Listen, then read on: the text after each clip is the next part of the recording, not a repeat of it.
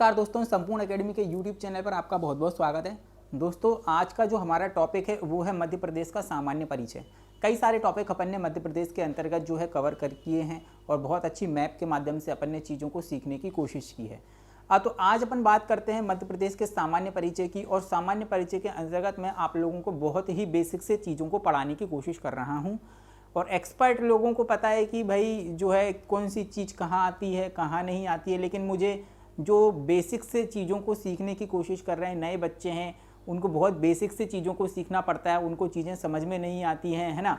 तो मैं बहुत बेसिक से चीज़ों को आपको सिखाने की कोशिश कर रहा हूँ, जैसे कोई भी इस वीडियो को या क्लास को देखेगा तो बहुत आसानी से चीज़ों को सीख सकेगा। तो सबसे पहले हम बात करते हैं, एक मैप बना लेते हैं। ये हमारा मध्य प्रदेश का मैप है। एक छोटा सा मैप यहाँ पर मैंने ड्रॉ किया है और मेरे साथ साथ आप लोगों की ये जिम्मेदारी कि आप भी एक मैप को ड्रॉ कर लें, है ना। अब हमें ये देखना है कि हमें सबसे पहले ये देखना है कि मध्य प्रदेश की भौगोलिक स्थिति यहाँ पर क्या है ना, कि मध्य प्रदेश जो है कहाँ पर स्थित है। अगर मैं आपसे बात करूँ तो मध्य प्रदेश में हम सबसे पहले ये बात करते हैं कि जो ग्लोब पर जो रेखाएं खींची होती हैं, जो आड़ी जो रेखाएं होती हैं उसे हम क्या कहते हैं, आपकी अक्षांश रेखाएं कहते हैं। और जो खड़ी जो रेखाएं मिलेंगी उसे हम देशांतर रेखा कहते हैं ना। तो ये जो 0 डिग्री है हमारी, और हमारा जो भारत है वह उत्तरी गोलार्ध के पूर्व की तरफ, तो मतलब कि उत्तर पूर्वी की तरफ जो है हमारा क्या है, भारत स्थित है। और भारत जो है हमारा स्थित है उत्तरी पूर्वी गोलार्ध में, और उसके बिल्कुल बीच में हमारा क्या है, यहाँ पर मध्य प्रदेश हमारा जो है स्थित है।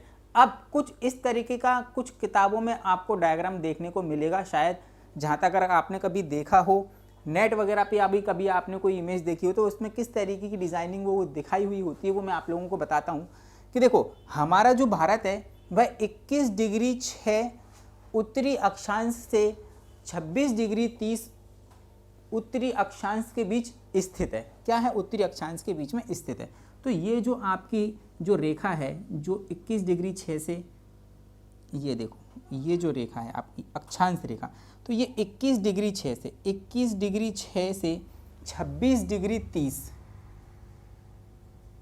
उत्तरी अक्षांश, उत्तरी अक्षांश, ठीक है।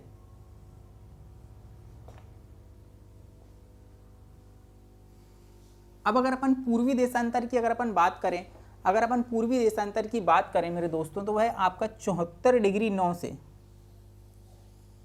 74 डिग्री 9 से जो है आपका 82 डिग्री 48 तक,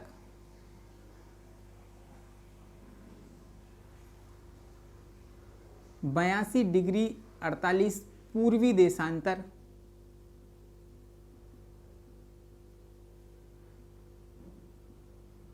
तो हमारा जो मध्य प्रदेश मेरे दोस्तों जो स्थित है वह आपका 21 डिग्री 6 से लगाकर उत्तरी अक्षांश से लेकर 26 डिग्री 30 उत्तरी अक्षांश के मध्य स्थित है। किसके मध्य स्थित है, आपका 26 डिग्री 30 के अक्षांश के मध्य स्थित है। वहीं अगर अपन 74 डिग्री 9 जो है देशांतर की अगर अपन बात करें, 74 डिग्री 9 से लेकर 82 डिग्री 48 पूर्वी देशांतर के जो मध्य हमारा क्या है, जो है मध्य प्रदेश स्थित है। आप लोगों को ये चीज़ें समझ में आ गई होंगी। तो अपन आगे की तरफ बढ़ते हैं। अब हमें ये देखते हैं कि सामान्य परिचय की अगर हम बात करते हैं तो हमें ये देखना है कि मध्य प्रदेश क्या है, कि मध्य प्रदेश की जो स्थापना है मेरे दोस्तों, मध्य प्रदेश की जो स्थापना है वह क्या है, आपकी 1 नवंबर 1956 को हुई थी। मध्य प्रदेश की जो स्थापना है 1 नवंबर 1956 की हुई थी। और 1 नवंबर को ही हम क्या करते हैं, जो है स्थापना दिवस के रूप में मनाते हैं। वही अगर अपन बात करें, मध्य प्रदेश को मध्य प्रदेश नाम पंडित जवाहरलाल नेहरू द्वारा दिया गया था। जवाहरलाल नेहरू द्वारा दिया गया था, जो कि हमारे भारत के पहले प्रधानमंत्री थे। वहीं अगर अपन बात करें हृदय में स्थित, मतलब कि जो है आपका भारत के हृदय में स्थित होने के कारण इसे हृदय प्रदेश के नाम से भी जाना जाता है। वहीं अगर अपन बात करें, जो है सबसे ज़्यादा नदियाँ यहाँ पर बहती हैं, इसलिए इसे नदियों का मायका भी कहा जाता है। नदियों का मायका भी कहा जाता है। नदियों का मायका भी इसे क्या कहा जाता है, नदियों का मायका भी इसे कहा जाता है। मध्य प्रदेश को अगर अपन देखें तो सबसे ज़्यादा बाघों की संख्या होने के कारण इसे टाइगर स्टेट के नाम से भी जाना जाता है। क्या, इसे टाइगर स्टेट के नाम से भी जो है जाना जाता है ना।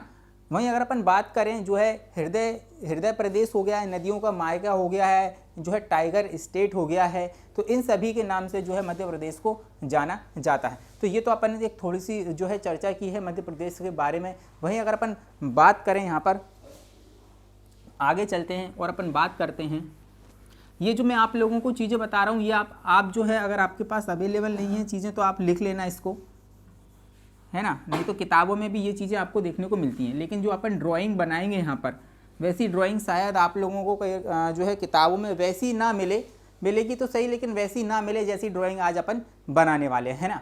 तो सबसे पहले हमने क्या बात की यहाँ पर कि जो है हमारा मध्य प्रदेश जो है कौन कौन से जो है अक्षांश और देशांतर के बीच में स्थित है। वहीं अगर अपन बात करें तो हमने ये देखा कि उसकी स्थापना कब हुई थी, फिर जो है हमने ये देखा था कि इसको कौन कौन से नामों से जाना जाता है, और फिर हमने ये देखा था कि इसको किस जो है मध्य प्रदेश नाम किसने दिया था। वहीं अगर अपन बात करें तो हमारा जो मध्य प्रदेश है, मध्य प्रदेश की जो है आपकी सीमा 5 राज्यों से क्या करती है जो है साझा करती है। अपनी जो मध्य प्रदेश की जो सीमा है वह 5 राज्यों से लगी हुई है। वहीं अगर अपन बात करें उत्तर पूर्वी की, तो उत्तर पूर्वी की अगर अपन बात करते तो यहाँ पर आपका उत्तर प्रदेश आपको देखने को मिलेगा, है ना। क्या मिलेगा आपको? उत्तर प्रदेश आपको देखने को मिलेगा। यहीं अगर अपन बात करें आपका जो है उत्तर पश्चिम की अगर अपन बात करते हैं तो आपको राजस्थान देखने को मिलेगा, है ना। वहीं अगर अपन पश्चिम की बात करते हैं तो आपको गुजरात देखने को मिलेगा, है ना। वहीं अगर अपन दक्षिण की बात करते हैं तो आपको महाराष्ट्र देखने को मिलेगा। कौन सा? महाराष्ट्र आपको देखने को मिलेगा।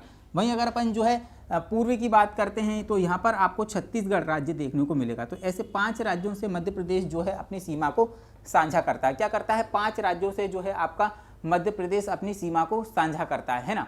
अब सबसे पहले हम ये देखते हैं कि यहाँ पर अगर अपन बात करें तो हमारी जो मध्य प्रदेश को जो है एकदम बीच से एक रेखा जाती है जिसका नाम है कर्क रेखा, जो मध्य प्रदेश के 14 जिलों से होकर गुजरती है। क्या है कि मध्य प्रदेश के कितने जिलों से होकर गुजरती है? 14 जिलों से होकर गुजरती है। इसके पहले एक आप लोगों को बात बताता हूं मैं कि अगर इधर से उत्तर प्रदेश है, इधर से छत्तीसगढ़ है, इधर से महाराष्ट्र है, या इधर से गुजरात है, या इधर से राजस्थान है, तो आपको ये पता चल रहा है कि मध्य प्रदेश की सीमा जो है केवल भूमि से ही लगी हुई है। मतलब कि ये भू आविष्टित राज्य है जिसकी सीमा कहीं से भी समुद्र से नहीं लगती है या जल से जो है नहीं लगती है। तो इसीलिए यहाँ पर ये क्या है, एक जो है भू आविष्टित राज्य है हमारा मध्य प्रदेश। वहीं यहाँ पर अगर अपन बात करें तो यूपी से मध्य प्रदेश के कितने जिले लगते हैं? आपके 13 जिले लगते हैं। मध्य प्रदेश के 13 जिले उत्तर प्रदेश की सीमा को साझा जो है स्पर्श करते हैं। वहीं अगर अपन बात करें छत्तीसगढ़ से 7 जिले ऐसे हैं जो आपके छत्तीसगढ़ राज्य की सीमा को क्या करते हैं, आपके जो है टच करते हैं। महाराष्ट्र से 9 जिले लगते हैं आपके। महाराष्ट्र से कितने जिले लगते हैं? आपके 9 जिले लगते हैं। गुजरात से आपके सिर्फ 2 जिले लगते हैं। और राजस्थान से कितने जिले लगते हैं मेरे दोस्तों? राजस्थान से सिर्फ 10 जिले आपके लगते हैं। तो अब मैंने आप लोगों को क्या चीज़ें बताई हैं कि भाई उत्तर प्रदेश से 13 लगते हैं, छत्तीसगढ़ से 7 लगते हैं, महाराष्ट्र से 9 लगते हैं, वही गुजरात से 2 और राजस्थान से 10। क्वेश्चन आपसे मेरे दोस्तों इस तरीके से पूछा जाएगा कि भाई उत्तर प्रदेश से कितने जिलों की सीमा जो है अपने मध्य प्रदेश के कितने जिले उत्तर प्रदेश से लगते हैं? तो 13 जिले हैं। छत्तीसगढ़ से पूछेगा तो 7 हैं, राजस्थान से पूछेगा 10 है, महाराष्ट्र से पूछेगा 9 है, और गुजरात से पूछेगा तो 2 हैं, है ना। अब अगर अपन बात करते हैं मध्य प्रदेश के बीच से एक रेखा जाती है जो मध्य प्रदेश के 14 जिलों से होकर जाती है। कौन से जिलों से होकर, कितने जिलों से होकर जाती है? मध्य प्रदेश के 14 जिलों से होकर क्या करती है आपकी जो है कौन सी रेखा जाती है? आपकी जो है कर्क रेखा। कर्क रेखा कितने जिलों से होकर जाती है? 14 जिलों से होकर जाती है। कौन कौन से जिलों से होकर जाती है वो अपन देख लेते हैं। देखो ये जो रेखा है, ये जो आपकी रेखा है कर्क रेखा, वो आपके 14 जिलों से होकर गुजरती है। कौन से जिलों से होकर गुजरती है? 14 जिलों से होकर गुजरती है ना। ये जो रेखा है आपकी 14 जिलों से होकर गुजरती है। अब अगर अपन बात करें यहाँ से सबसे हम जो है पूर्व से चलते हैं और कौन कौन से जो है आपके जिले हैं जिनसे कर्क रेखा होकर गुजरती है, तो सबसे पहला आता है आपका शहडोल। क्या आता है आपका? शहडोल। उसके बाद आता है आपका मेरे दोस्तों उमरिया। उमरिया से होकर गुजरती है ना। ऊपर अगर अपन बात करें तो यहां पर आता है आपका कटनी। कटनी से होकर गुजरती है। दमोह से होकर गुजरती है, ठीक है। कटनी हो गया है आपका, दमोह हो गया है, सागर से होकर गुजरती है। यहां पर अगर अपन बात करें, यहां पर आता है आपका जबलपुर से होकर गुजरती है। है ना। शहडोल हो गया, उमरिया हो गया है, देखो आपका कटनी से अगर अपन बात करें, कटनी से होकर गुजरती है, दमोह से होकर गुजरती है, सागर से होकर गुजरती है, जबलपुर से होकर गुजरती है। वहीं अगर अपन बात करें यहाँ पर जो है आता है आपका जो है आपका आता है रायसेन, रायसेन से भी होकर गुजरती है। फिर अगर अपन बात करें सीहोर, सीहोर से होकर गुजरती है, भोपाल से होकर गुजरती है। वहीं अगर यहाँ पर अपन बात करें जैसे विदिशा से होकर भी गुजरती है। यहाँ पर अगर अपन बात करें तो यहाँ पर आपका आता है राजगढ़ से होकर गुजरती है। यहाँ पर अगर अपन बात करते हैं थोड़ा सा आगे की तरफ जाते हैं तो हमें आगर मालवा देखने को मिलता है, आगर मालवा से होकर गुजरती है, रतलाम से होकर गुजरती है। नीचे की अगर अपन बात करें आपका उज्जैन से होकर गुजरती है, उज्जैन से होकर गुजरती है। कितने हो गए हैं आपके, देखो 1 2 3 4 5 6 7 8 9 10 11 12 13 14, आपके 14 जिले ऐसे हैं जहां से मध्य प्रदेश में कर्क रेखा होकर गुजरती है। कितने जिले हैं मेरे दोस्तों, 14 ऐसे जिले हैं जहां से कर्क रेखा आपके जो है गुजरती है। अब एक चीज और ये मैं आप लोगों को बता देना चाहता हूं कि आप जब भी मैपिंग करेंगे तो मैप को किस तरीके से रीड किया जाता है, वो रीड किया जाता है आपका जो है डायरेक्शन के हिसाब से। किसके हिसाब से, डायरेक्शन के हिसाब से जो है आपका रीड किया जाता है। यहाँ पर मैं आप लोगों को एक थोड़ा सा ओवरव्यू दे देता हूँ। जैसे कि अगर अपन बात करते हैं कोई सा भी जो मैप होता है आपका, वो आपका उत्तर दक्षिण पूर्व पश्चिम के हिसाब से देखा जाता है ना। तो ये एक आपको इस तरीके से एक डायग्राम और बना देता हूँ मैं। ये जो आपकी दिशा होती है वो आपकी नॉर्थ होती है, ये जो आती है आपकी साउथ होती है, ये होती है आपकी ईस्ट होती है, और ये आती है आपकी वेस्ट। मतलब उत्तर दक्षिण पूर्व और पश्चिम, इस तरीके से क्या किया जाता है, मैप को रीड किया जाता है। और हमेशा इसी तरीके से ही आपको क्या किया जाएगा, मैप को रीड किया जाएगा। तो ये हमारी कौन सी दिशा हो गई, ये हमारी पूर्व हो गई है, ये हमारी पश्चिम हो गई है, ये हमारी उत्तर हो गई है, और ये हमारी दक्षिण हो गई है ना। तो इस तरीके से अपन चीज़ों को समझेंगे। अब हमें ये देखना है क्वेश्चन कहाँ कहाँ से बनेंगे मध्य प्रदेश के सामान्य परिचय में, वो भी आप लोगों से डिस्कस करने वाला हूँ। अब देखो हमारा जो सबसे उत्तरी जिला है वो है आपका मुरैना। कौन सा, सबसे उत्तरी जिले की अगर अपन बात करते हैं तो वो है आपका मुरैना जिला। सबसे दक्षिण की अगर अपन बात करते हैं तो वो आता है आपका बुरहानपुर जिला। कौन सा जिला आता है मेरे दोस्तों, वो आता है आपका बुरहानपुर जिला। सबसे अगर अपन पूर्वी की बात करते हैं मेरे दोस्तों तो वो पड़ता है आपका सिंगरौली। कौन सा जिला, सिंगरौली, है ना। वो कौन सा जिला पड़ता है आपका, सिंगरौली जिला पड़ता है। सबसे पश्चिम की अगर अपन बात करें तो कौन सा जिला आता है मेरे दोस्तों, अलीराजपुर आता है। सबसे जो है पश्चिम में कौन सा जिला आता है आपका, अलीराजपुर, है ना। अब देखो क्वेश्चन आपसे पूछेगा कि सबसे उत्तरी जिला कौन सा है, सबसे पश्चिमी जिला कौन सा है, सबसे दक्षिण में कौन सा जिला आता है, या सबसे पूर्व में कौन सा जिला है, आपसे ये क्वेश्चन पूछेगा। तो हमें पता है कि भाई सबसे अगर अपन उत्तर की बात करें तो उत्तर में हमारा क्या आता है, उत्तर में हमारा मुरैना आता है ना। वहीं अगर अपन पश्चिम की जो है पूर्वी की बात करें तो सबसे पूर्वी जिला है ये, सबसे पूर्वी जिला है ये, है ना। ये कौन सा जिला है आपका, सबसे उत्तरी जिला है। वहीं अगर अपन बात करें ये आपका सबसे दक्षिण जिला है ना, सबसे दक्षिणी जिला जी आपका। और ये आपका सबसे पश्चिमी जिला। आई बात आप लोगों को समझ में। तो सबसे उत्तर में कौन सा है, सबसे दक्षिण में कौन सा है, सबसे पूर्व में कौन सा, ये आप लोगों को ध्यान रखना है। अब देखो अगर मैं बात करूं तो ये जो सागर है हमारा, ये जो हमारा सागर है ना, ये कर्क रेखा यहाँ से होकर तो गुजरती है। ये मध्य प्रदेश की अगर अपन बात करें, ये मध्य प्रदेश का सबसे, अगर अपन बात करें सबसे मध्य बिंदु है।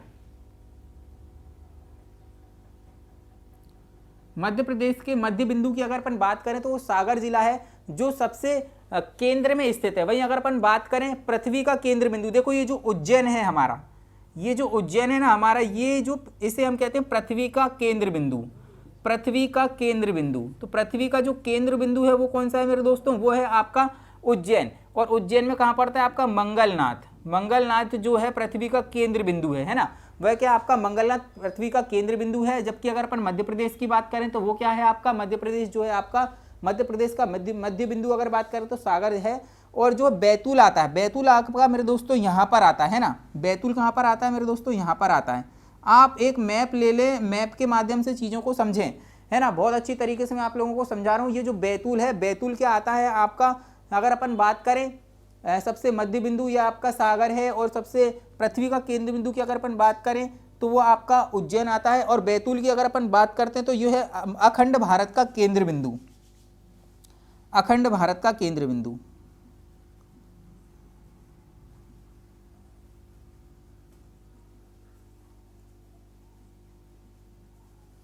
अखंड भारत का केंद्र बिंदु। तो यहाँ पर कौन कौन सी चीजें अपन ने देखी हैं, देखो अभी तो सिर्फ शुरुआत है। ऐसे अपन 3-4 मैप ड्रॉ करेंगे जिसके माध्यम से अपन चीज़ों को सीखने की कोशिश करेंगे।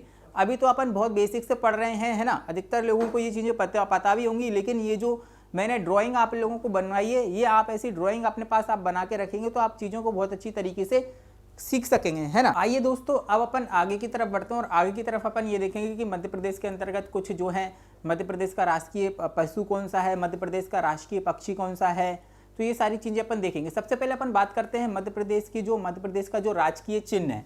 मध्य प्रदेश के अगर राजकीय चिन्ह की अगर अपन बात करें तो वो दोस्तों क्या है आपका राजकीय चिन्ह।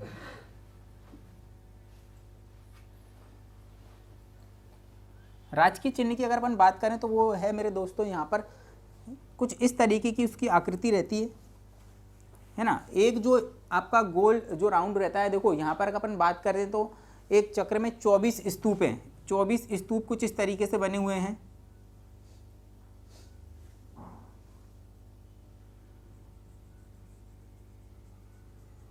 है ना। 24 स्तूप बने हुए हैं और यहां पर लिखा हुआ है मध्य प्रदेश शासन। यहां पर क्या लिखा हुआ है आपका मध्य प्रदेश शासन।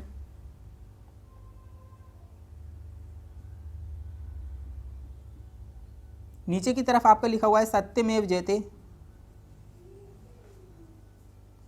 और यहाँ पर आपका एक जो है बरगद का पेड़ आपको देखने को मिलेगा यहाँ पर, है ना। बरगद का पेड़ आपको देखने को मिलेगा और बीच में क्या देखने को मिलेगा आपको, यहाँ पर एक जो है शेर देखने को मिलेगा। कुछ इस तरीके की आकृति उनकी रहती है ना।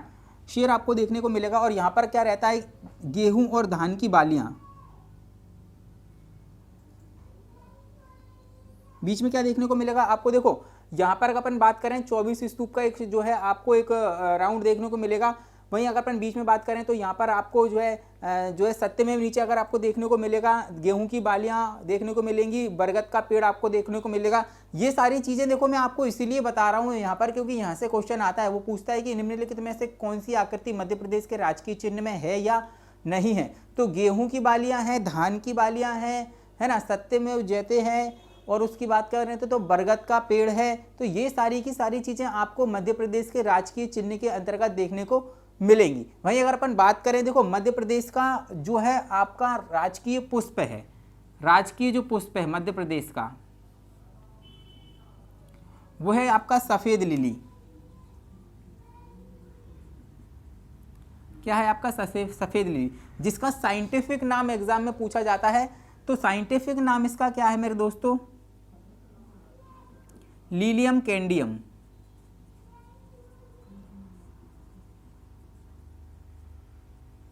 साइंटिफिक नाम इसके पूछे जाते हैं। राजकीय पुष्प है हमारा सफेद लिली, जिसका नाम है साइंटिफिक लीलियम कैंडियम। वहीं अगर अपन बात करें जो है आपके जो है राजकीय वृक्ष की,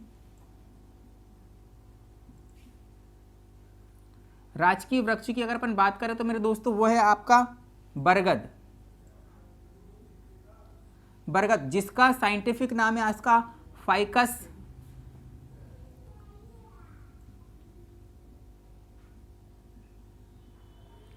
फाइकस बेंथालिसिस। आई बात आप लोगों को समझ में।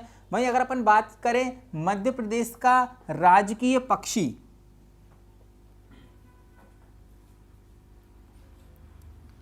राजकीय पक्षी की अगर अपन बात करते हैं तो वह है आपका शाह बुलबुल,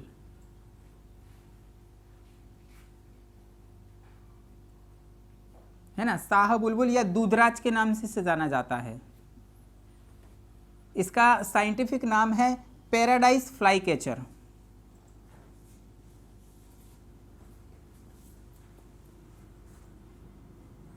क्या है आपका पैराडाइज फ्लाई कैचर। वहीं अगर अपन राजकीय पशु की अगर अपन बात करें, राजकीय पशु की अगर अपन बात करें तो मेरे दोस्तों वो आता है आपका बारहसिंगा,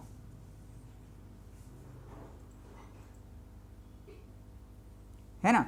वहीं अगर अपन राजकीय गान की अगर अपन बात करें,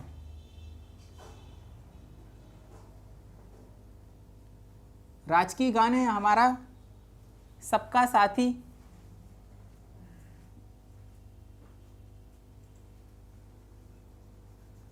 सुख का दाता सबका साथी,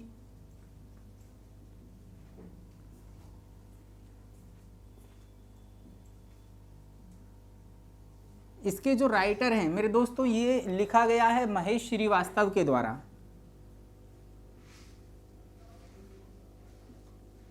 किसके द्वारा लिखा गया है? महेश श्रीवास्तव के द्वारा। वहीं अगर अपन बात करें जो है राजकीय मछली की,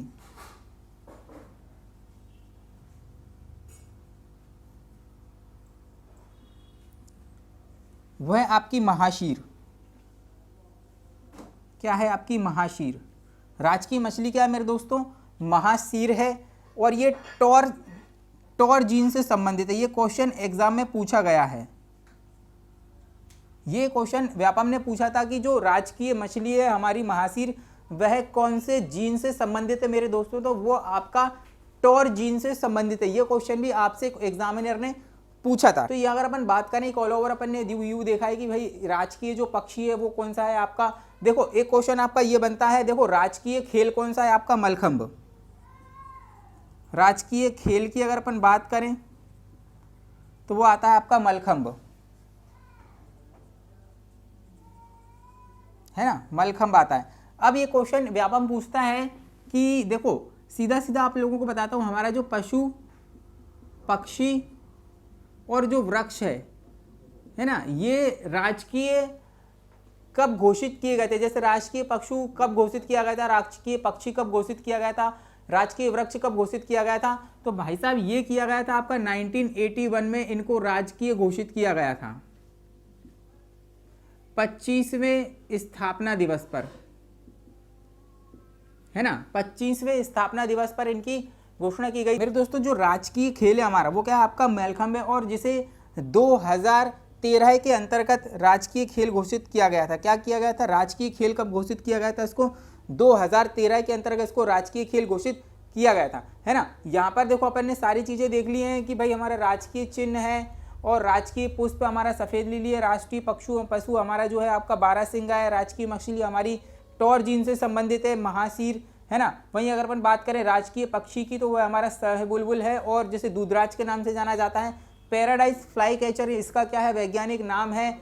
पशु पक्षी और वृक्ष को मेरे दोस्तों, पशु पक्षी और वृक्ष को याद रखना, 1981 में क्या किया गया था? इसको हमने जो है राजकीय घोषित किया गया था और 25वें स्थापना दिवस पर इन तीनों को ही राजकीय पशु पक्षी एवं वृक्ष घोषित किया गया था। राजकीय गान की अगर अपन बात करें तो सुख का दाता सबका साथी, है ना। तो ये आपका जो राजकीय गान है वह आपका महेश श्रीवास्तव के द्वारा लिखा गया था। और जो है अगर अपन बात करें यहाँ पर देखो अपन एक ऑल ओवर व्यू यहाँ पर आप देख लिया है। आइए देखो अब अपन आगे की तरफ बढ़ते हैं। आगे की तरफ हमें और कुछ चीज़ें इसमें देखनी है कि हमारा जो राजकीय नृत्य है मेरे दोस्तों, राजकीय जो नृत्य की अगर अपन बात करें तो वह हमारा है राजकीय नृत्य, वह है आपका राई। क्या है आपका? राई, जो कि बुंदेलखंड का सबसे फेमस है, बुंदेलखंड में सबसे ज़्यादा फेमस है ये, है ना। ये हमारा राजकीय नृत्य। वहीं अगर अपन बात करें जो है हमारा राजकीय नाट्य की अगर मेरे दोस्तों अगर अपन बात करें, राजकीय नाट्य की अगर अपन बात करें मेरे दोस्तों वो है आपका माच, जो कि मालवा का प्रसिद्ध है। मालवा में सबसे ज़्यादा प्रसिद्ध कौन सा है? आपका माच है, जो कि हमारे जो है मध्य प्रदेश का राजकीय नाट्य है। मध्य प्रदेश की अगर अपन बात करें, देखो मध्य प्रदेश की जो राजकीय नदी है वो है क्या है आपकी? मध्य प्रदेश की राजकीय नदी है जो इस तरीके से बहती है इस वाले क्षेत्र में, जो है अनूपपुर डिस्ट्रिक्ट से निकलती है और अमरकंटक से निकलती हुई है। तो हमारी जो राजकीय नदी है, राजकीय नदी कौन सी है? नर्मदा। राजकीय नदी कौन सी है हमारी? नर्मदा, है। तो राजकीय नदी क्या है हमारी? नर्मदा है। वहीं अगर अपन बात करें हमारा राजकीय फल की अगर अपन बात करें मेरे दोस्तों, तो वो आता है आपका मैंगो, आम, है ना। अब इसका साइंटिफिक नाम पूछा जाता है तो इसका जो साइंटिफिक नाम है वो है आपका मैग्नीफेरा इंडिका।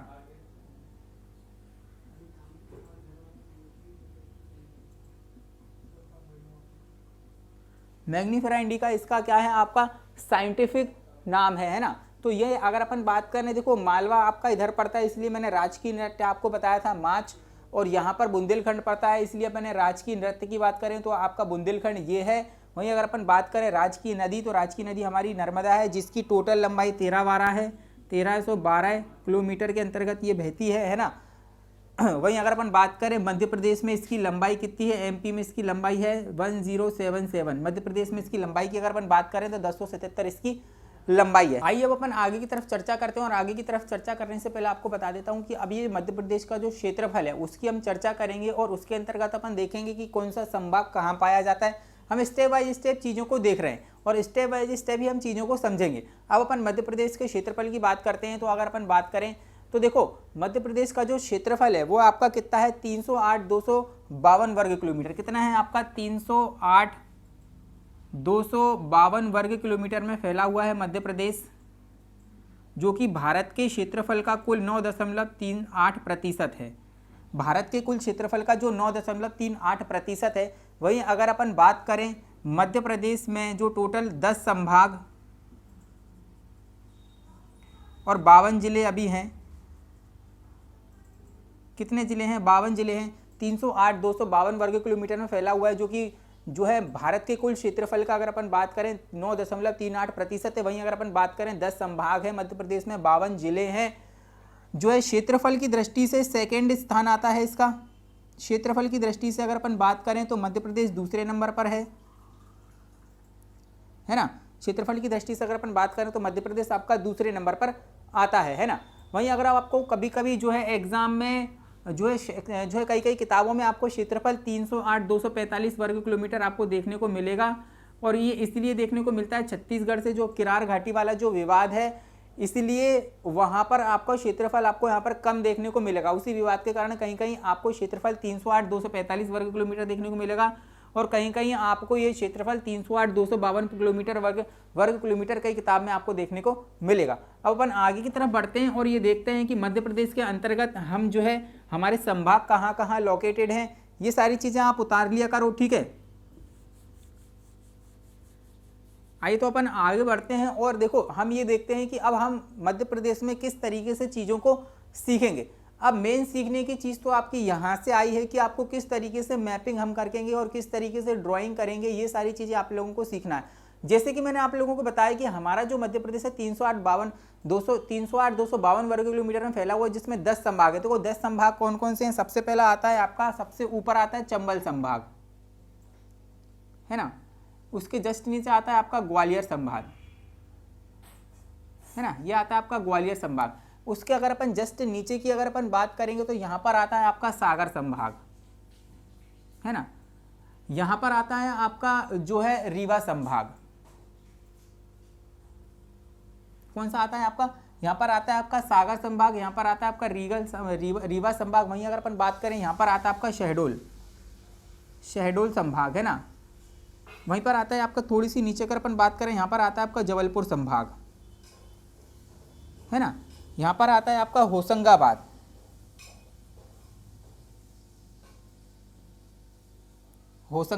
है ना। इसके ऊपर जस्ट अगर अपन बात करें यहाँ पर आता है आपका भोपाल संभाग, है ना। यहाँ पर आता है आपका उज्जैन संभाग, और यहाँ पर आता है आपका इंदौर संभाग। देखो सारे संभाग की अगर अपन बात करें तो हमने यहाँ पर 10 संभाग टोटल लिख लिए हैं, ठीक है। अब कौन कौन से संभाग आते हैं देखो, यहाँ पर अगर अपन बात करें सबसे ऊपर की अगर अपन बात करें चंबल संभाग है, जस्ट नीचे आपका ग्वालियर संभाग आता है। पूर्वी की तरफ अगर अपन बात करते हैं तो देखो सागर संभाग आता है, रीवा संभाग आता है, शहडोल संभाग आता है, जबलपुर आता है, होशंगाबाद आता है, इंदौर आता है, उज्जैन आता है और भोपाल। ये सारे के सारे संभाग अपन ने आज अभी देख लिए हैं। अब देखो आपको मेनली क्वेश्चन कहाँ से आएंगे और किस तरीके से आएंगे वो चीज़ें भी मैं आप लोगों को बता देता हूँ। देखो सबसे पहले अगर अपन बात करते हैं मेरे दोस्तों, तो यहाँ पर आपको ये देखना पड़ेगा कि चंबल संभाग के अंतर्गत कितने जिले आते हैं। तो चंबल संभाग के अंतर्गत जो जिले हैं जैसे कि भिंड, जैसे कि श्योपुर, मुरैना और भिंड, तो ये जो चीज़ें हैं आपको, ये जो जिले हैं ना आपको यहाँ पर देखने को मिलेंगे। ग्वालियर की अगर मैं बात करूं तो जो ग्वालियर संभाग के अंतर्गत जो जिले हैं ना, तो ये ग्वालियर संभाग के आसपास ही आपको देखने को मिलेंगे। जैसे कि अगर अपन बात करें, यहाँ पर दतिया आता है, शिवपुरी आता है, गुना आता है, अशोकनगर आता है, तो ये सारे आपके किस संभाग के अंतर्गत आते हैं, आपके ग्वालियर संभाग के अंतर्गत आते हैं। देखो चंबल संभाग की अगर अपन बात करें, देखो मैंने आप लोगों को क्या बताया, यहाँ पर देखो हमारे 10 संभाग हैं और 52 जिले हैं। अब 52 जिलों को 10 संभाग के अंतर्गत हमें रखना है। तो सबसे पहले हम उत्तर की तरफ से बात करते हैं, तो इसमें आते हैं आपके 3 जिले चंबल संभाग के अंतर्गत आते हैं।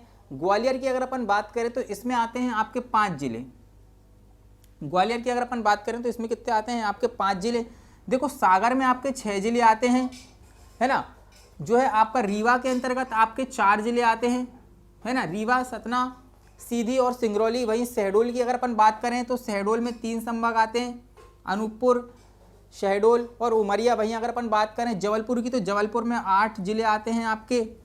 वहीं अगर अपन होशंगाबाद या नर्मदापुरम की बात करें तो 3 जिले इसके अंतर्गत आते हैं। भोपाल में कितने जिले आते हैं मेरे दोस्तों, भोपाल के अंतर्गत 5 जिले आते हैं आपके। उज्जैन के अंतर्गत मेरे दोस्तों यहाँ पर अगर अपन बात करें तो 7 जिले आते हैं। और इंदौर में कितने जिले आते हैं, 8 जिले। अब टोटल हमारे कितने जिले हो गए मेरे दोस्तों, यहाँ पर अगर अपन बात करें तो टोटल हमारे 52 जिले हो गए हैं। मतलब कि 10 संभाग और जो है आपके 52 जिले यहाँ पर हमने जो है देख लिए हैं, है ना। अब अपन आगे की तरफ बढ़ते हैं, तो अगर अपन बात करें मध्य प्रदेश के अंतर्गत जो सबसे बड़ा जिला है क्षेत्रफल की दृष्टि से, अगर अपन बात करें मेरे दोस्तों क्षेत्रफल की दृष्टि से, जो है आपका सबसे बड़ा जो जिला है आपका, वह आपका छिंदवाड़ा आता है ना। सबसे बड़ा क्षेत्रफल की दृष्टि से सबसे बड़ा जो जिला आता है वह छिंदवाड़ा आता है। और सबसे छोटा जो जिला आता है आपका, सबसे छोटा जिला आता है आपका निवाड़ी, है ना। वहीं अगर अपन जनसंख्या की अगर अपन बात करें, जनसंख्या में आपका जो सबसे बड़ा जिला है, सबसे बड़ा जो जिला है वो आपका इंदौर आता है। वहीं सबसे छोटा जो जिला है आपका वो आता है आपका निवाड़ी, है ना। वो क्या आता है आपका निवाड़ी। सबसे बड़ा क्षेत्रफल में छिंदवाड़ा है और सबसे जो है छोटे की अगर अपन बात करें तो निवाड़ी का आता है आपका क्षेत्रफल में, है ना, क्षेत्रफल के अंतर्गत। और जनसंख्या के हिसाब से अगर अपन बात करें, सबसे बड़ा इंदौर आता है और सबसे छोटा आपका कौन सा आता है, निवाड़ी आता है। ये सारी चीज़ें मैंने आप लोगों को बताई हैं। वहीं अगर अपन बात करें मध्य प्रदेश में जो है आपका जनसंख्या जो घनत्व है, मध्य प्रदेश का जनसंख्या, अगर जनसंख्या घनत्व की अगर अपन बात करें तो वह आपका 236 है, 236 वर्ग किलोमीटर में है। सर्वाधिक जनसंख्या घनत्व, सर्वाधिक जनसंख्या घनत्व हमारा जो है भोपाल के अंतर्गत देखने को मिलता है। सर्वाधिक जनसंख्या घनत्व 855 वर्ग किलोमीटर। वहीं अगर अपन सबसे कम जनसंख्या घनत्व की बात करें, सबसे कम जनसंख्या घनत्व वो आपको कहाँ देखने को मिलेगा, भिंड के अंतर्गत देखने को मिलेगा। वहीं सर्वाधिक जो लिंगानुपात है आपका, सर्वाधिक लिंगानुपात वाला जिला कौन सा है मेरे दोस्तों, वो है आपका बालाघाट। कौन सा जिला है, बालाघाट, 1021, है ना। वहीं अगर अपन बात करें सबसे जो है अगर अपन कम लिंगानुपात की अगर अपन बात करते हैं तो वो आता है आपका भिंड के अंतर्गत 855 के लगभग, यहाँ पर 854-55 के लगभग यहाँ पर जो है आपका देखने को मिलेगा, है ना। जो है लिंगानुपात यहाँ पर आपको देखने को मिलेगा, है ना। तो बहुत सारी चीज़ें अपन ने यहाँ पर डिस्कस की हैं, है ना। अब अपन ये बात करते हैं कि भाई ग्वालियर के अंतर्गत कौन कौन से जिले आएंगे, चंबल के अंतर्गत कौन कौन से जिले आएंगे, सारी चीज़ें अपन देखेंगे। अब आपको मैं ना थोड़ा सा मैपिंग करना भी सिखा देता हूँ, क्वेश्चन किस तरीके से यहाँ पर बनेंगे। अब अपन आगे की तरफ चलते हैं और आगे की तरफ ये देखते हैं कि अपन जो है जिले कौन कौन से जिले कहाँ पर आते हैं, ये अपन सारी चीज़ें देखेंगे। अभी तक अपन ने संभाग देखे थे। और देखो क्वेश्चन, देखो आपको क्या करना है, क्वेश्चन कहाँ से बनेंगे अपन को वो चीज़ें सीखना है। अब देखो मैं आप लोगों को ये सिखा रहा हूँ कि अगर आपको पूरे जिलों की लोकेशन याद भले ना हो, कोई दिक्कत नहीं है, लेकिन आपके जो सीमाओं को साझा करेंगे, जो आपके बॉर्डर वाले जो हैं, ये आपको जिले एकदम याद होना चाहिए, क्योंकि यहाँ से क्वेश्चन आते हैं। ये आपको बॉर्डर वाले जिले आपको याद करने हैं, ठीक है। यहाँ से अपन को ये देखना है कि कौन सा जिला आपको जो है कहाँ लोकेटेड है, क्योंकि क्वेश्चन देखो यहीं से आते हैं। सबसे पहले अगर अपन बात करें तो आपका जो सबसे उत्तरी जिला मैंने कौन सा बताया था आपको, मुरैना, है ना। सबसे उत्तरी जिला मैंने आप लोगों को क्या बताया था, मुरैना। मुरैना की जस्ट इधर आता है आपका श्योपुर, आपको बॉर्डर बॉर्डर वाले तो याद करना ही है, वो मैं आप लोगों को बता देता हूँ। देखो श्योपुर आता है, मुरैना आता है, फिर आता है आपका भिंड, है ना, फिर यहां पर आता है आपका दतिया, है ना, यहां पर आता है आपका शिवपुरी, है ना, यहां पर आता है आपका गुना, यहां पर आता है आपका अशोकनगर, ये आता है आपका निवाड़ी, और निवाड़ी किससे अलग हुआ था भाई? टीकमगढ़ से, टीकमगढ़, है ना। टीकमगढ़ के से अगर आगे की तरफ चलते हैं तो क्या आता है आपका? टीकमगढ़ आपको देखने को मिलेगा। फिर आता है आपका छतरपुर,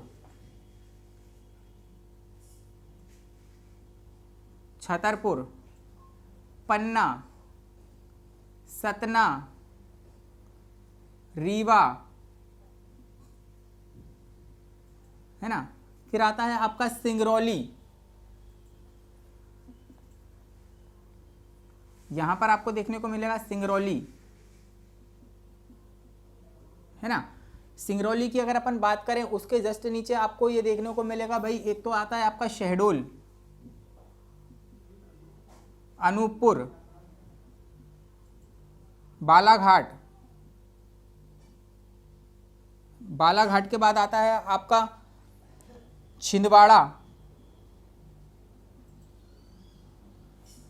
है ना, यहां पर आता है आपका बैतूल, है ना, बैतूल के बाद अगर अपन बात करें तो आता है आपका बरहानपुर। मेन मेन जिले में आपको सारे बता दूंगा। देखो जो बॉर्डर से लगे हैं वो आपको वही याद करना है। देखो अगर अपन बैतूल की बात करें, छिंदवाड़ा, बैतूल, बरहानपुर, यहां पर आता है मेरे दोस्तों, यहां पर आता है आपका एक जो है खरगोन,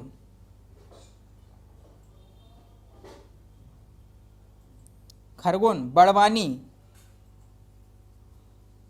है ना, झाबुआ, अलीराजपुर,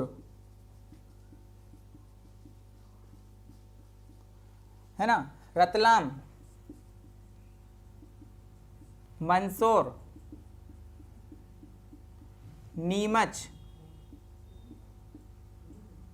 है ना, आगर मालवा, है ना, राजगढ़। तो ये जो आपके बॉर्डर पे है मेरे दोस्तों, ये सबके सब आप लोगों को याद करना है, क्योंकि अब देखो क्वेश्चन कहाँ से बनेगा। अब वो आपसे क्वेश्चन पूछेगा कि भाई जो है टीकमगढ़ की सीमा कौन से राज्य से साझा करती है ना, टीकमगढ़ से जो है सीमा कौन से राज्य से लगती है। जैसे कि अगर अपन बात करें अनूपपुर की सीमा कौन से राज्य से लगती है, वो क्वेश्चन बना सकता है।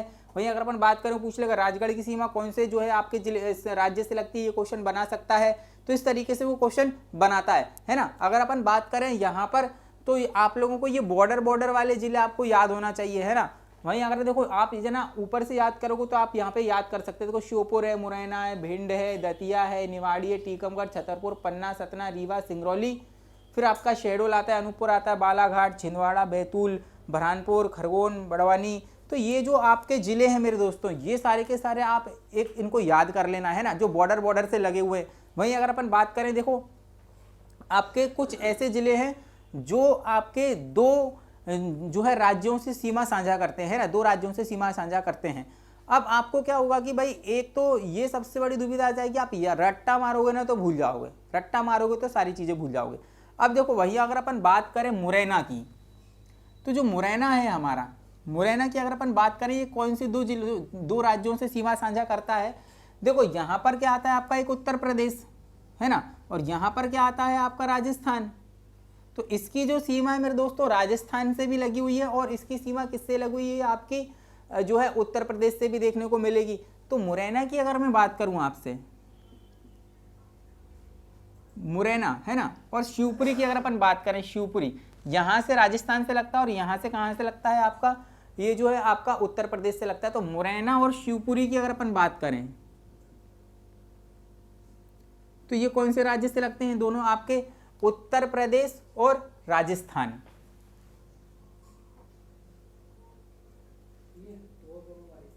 है ना, राजस्थान से लगते हैं। देखो अगर अपन सिंगरौली की बात करते हैं, है ना, सिंगरौली की अगर अपन बात करें तो मेरे दोस्तों इसकी जो सीमा साझा होती है वह किससे होती है? देखो यहाँ पर तो किससे साझा होगी भाई, यहाँ पर आपकी साझा होगी उत्तर प्रदेश से, और ये यहाँ के बाद ये जो आपका क्षेत्र आता है ये आता है आपका छत्तीसगढ़। तो उत्तर प्रदेश और छत्तीसगढ़ से इसकी राज्य की सीमा करती है, मतलब कि जो सिंगरौली का जो है आपकी सीमा कौन से दो राज्यों से सीमा साझा करती है, वो आपकी उत्तर प्रदेश, यहाँ पर आता है आपका उत्तर प्रदेश, और उत्तर प्रदेश और किससे साझा करेगी, यहाँ पर आता है आपका छत्तीसगढ़, यहाँ पर आता है आपका महाराष्ट्र, है ना, यहाँ पर महाराष्ट्र आता है, यहाँ पर आता है आपका गुजरात, है ना, और यहाँ पर आता है आपका राजस्थान। बहुत ही मतलब कि जो क्वेश्चन एग्जामिनर किस तरीके से पूछता है, मैं आप लोगों को ये चीज़ें बता रहा हूँ, और याद करने की जो है चीज़ें समझा रहा हूँ कि भाई ये जो याद करने की जो चीज़ें हैं वो मैप के माध्यम से की जाएंगी, तो बहुत ही शानदार तरीके से अपन सीख सकते हैं ना। देखो अगर अपन बात करें सिंगरौली, तो सिंगरौली की दो राज्यों से लगेगी, देखो बालाघाट, भाई बालाघाट की जो सीमा कहाँ से लगेगी, एक छत्तीसगढ़ से लगेगी, बालाघाट की अगर अपन बात करें, है ना, तो ये लगता है आपका छत्तीसगढ़ से, प्लस देखो इधर से कौन सा राज्य आ जाएगा, आपका महाराष्ट्र आ जाएगा, है ना। वहीं अगर अपन बात करें, देखो हमने अगर अपन बात करें यहाँ पर आता है आपका देखो झाबुआ, झाबुआ की जो सीमा है मेरे दोस्तों वो आपकी लगती है कहाँ से, एक तो आपकी लगती है महाराष्ट्र से और एक लगती है आपकी गुजरात से।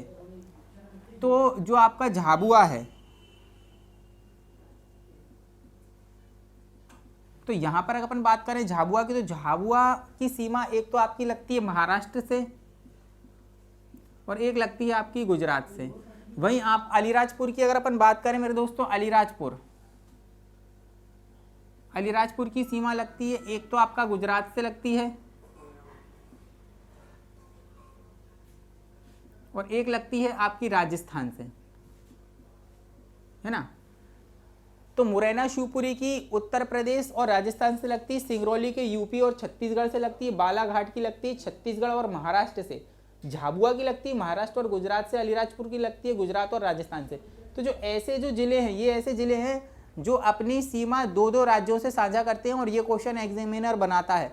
और नॉर्मल बच्चे इसका आंसर इसलिए नहीं दे पाते हैं, रट के जाते हैं, भूल जाते हैं, या किसी किसी बच्चों को तो पता ही नहीं होता है। क्या होता है, किसी किसी बच्चों को तो समझ में ही नहीं आता है कि यार ये दो दो राज्य ऐसे कौन से जिनसे सीमा साझा करेंगे।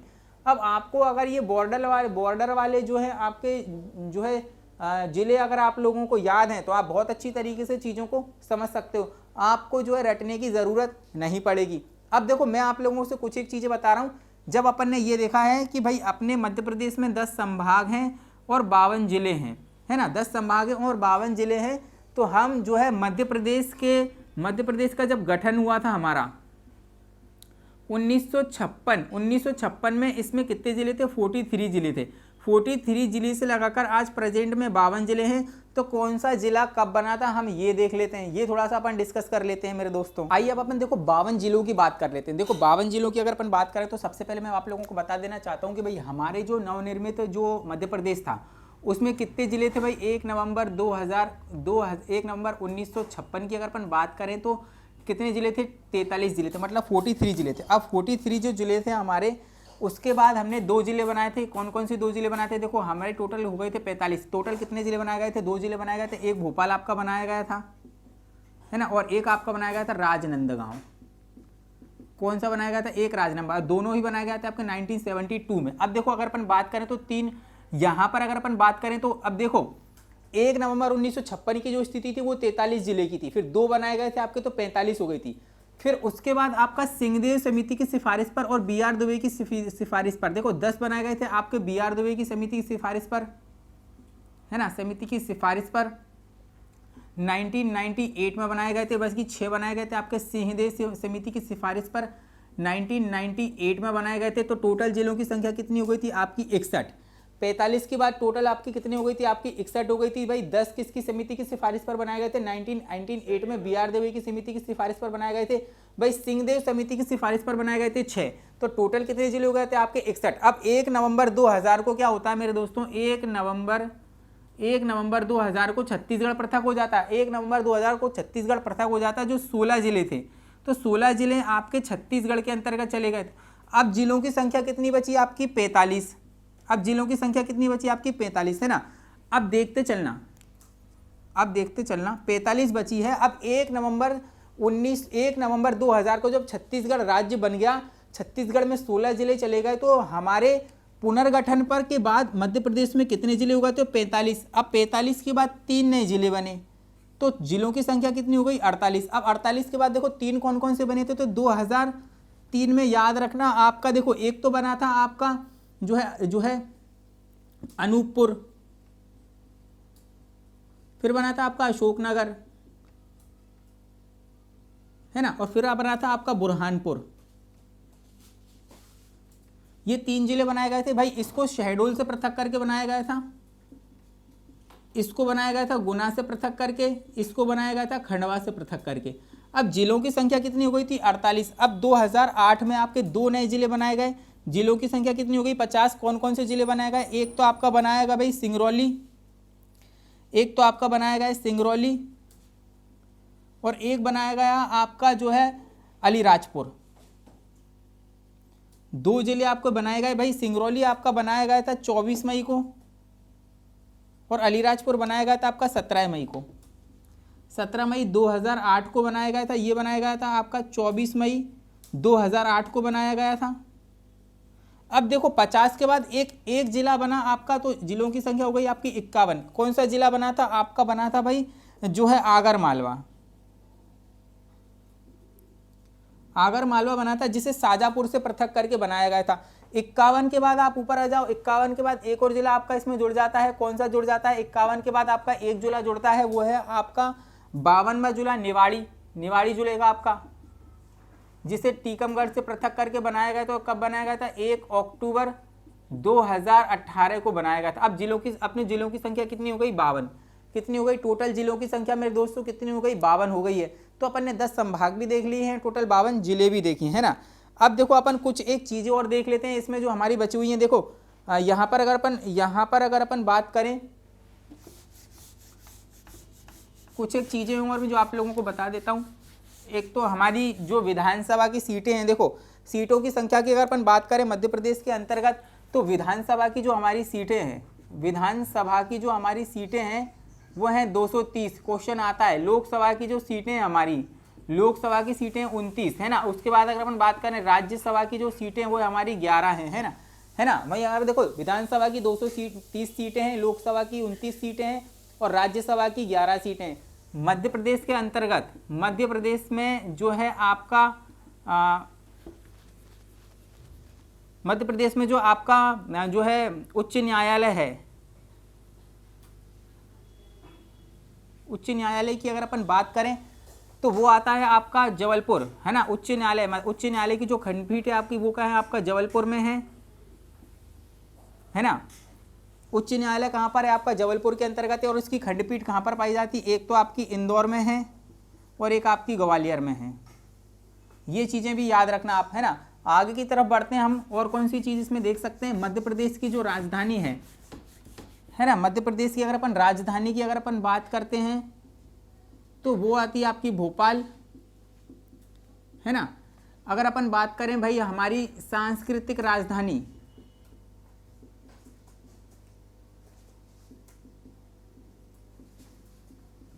वही सांस्कृतिक राजधानी की अगर अपन बात करते हैं वो आती है हमारी जबलपुर। संस्कार राजधानी की अगर अपन बात करें वो आती है आपकी उज्जैन। वही अगर अपन बात करें आर्थिक राजधानी, आर्थिक या खेल राजधानी की अगर अपन बात करें वो आती है आपकी इंदौर। वहीं अगर अपन बात करें जो हमारी ऊर्जा राजधानी की अगर अपन बात करें तो वो आती है आपकी सिंगरौली।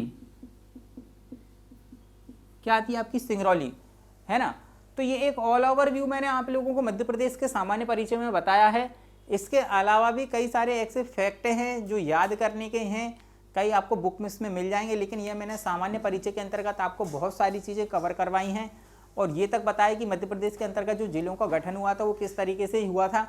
एक ऑल ओवर व्यू मैंने आप लोगों को समझाने की कोशिश की है यहाँ पर, और बहुत सारी चीज़ों को मैपिंग के माध्यम से भी समझाने की कोशिश की है कि बेसिक चीज़ें हमने यहाँ पर देखी हैं।